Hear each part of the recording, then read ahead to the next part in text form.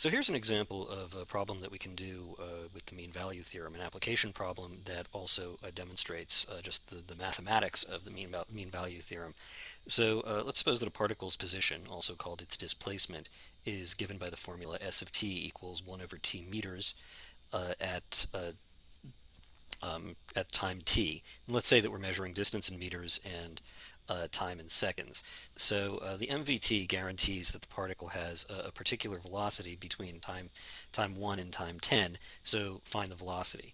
The thing you have to remember here is, we had covered this earlier, the relationship between position and velocity. Recall that the velocity at time t is equal to the first derivative of the first derivative of the position function.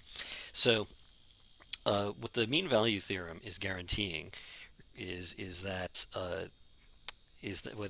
in the interval, I'll write this out, in the interval 110 there exists C such that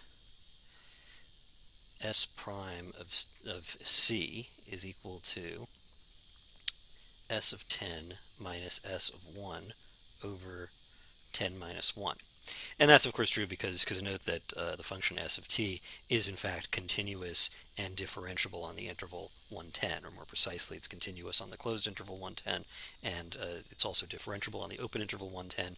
It's actually differentiable everywhere that it's defined, but just tracking the language of the mean value theorem, we can say it that way. So the mean value theorem does apply to this function S of t, and the assertion is that the derivative has a value somewhere in the interval 110 that looks like this. Well, what that means is that I can simply replace this expression here with v of t, and the assertion comes out that the velocity must somewhere be equal to this number. We'll get to in a minute what that means physically, but let's just solve the problem. So what we know is that if S of t equals 1 over t, then that means that v of t is its derivative, which is going to be negative 1 over t squared. That's the derivative of 1 over t. So what we can see is that we want to solve for v. This, by the way, should be a c, not a t, because we're asserting that there's a number c. So v of c should equal S of 10, which is going to be 1 over 10, minus S of 1, which is 1 over 1 over 10 minus 1. So that's going to be 1/10 minus 10/10 is negative 9/10 over 9, which is negative 1/10. And we know that v of c, since v of t is negative 1 over t, that's just going to be negative 1 over c squared. Sorry, because v of t is negative 1 over t squared, that means v of c is negative 1 over c squared. So putting together this and this, we see that negative 1 over c squared equals negative 1 over 10. So that means that just flipping everything around, if I multiply by negative 1 on both sides and take the reciprocal, I get c squared is equal to 10, or c is equal to plus or minus square root of 10. We know that we're looking only for the interval from positive 1 to positive 10. This number, square root of 10, is approximately 3.2, let's say. So it's clearly in that interval, but only the positive version of it, so we can disregard the negative solution there. And we can say that the number c that we're looking for is square root of 10.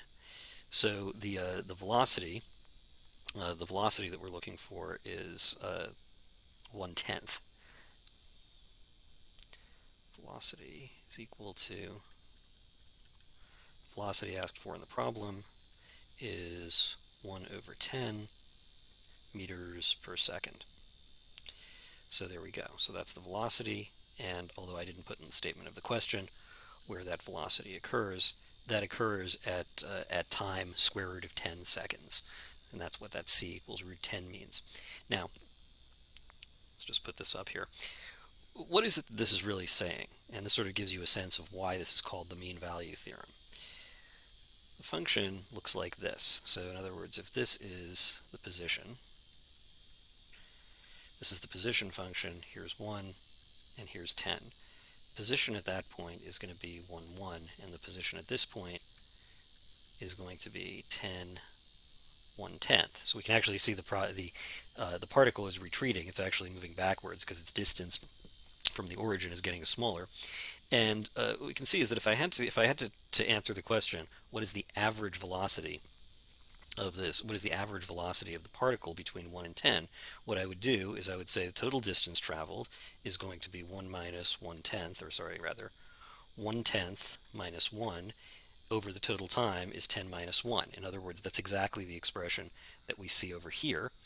So what this is really is the average velocity.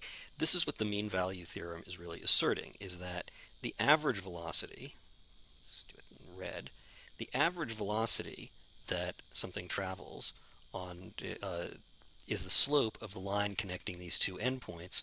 And one interpretation of the mean value theorem is that it's saying that an object that is traveling on a path defined by s of t at some point achieves its average velocity. And that makes sense. That if the velocity is going up and down at some point in the middle, it must be the average. It may not be the exact point in the middle of the interval, and in fact that's exactly not what's shown here. This is approximately 3.2. It's not halfway between 1 and 10, but it's just saying somewhere in the middle of somewhere in the interval, the particle does achieve its average velocity.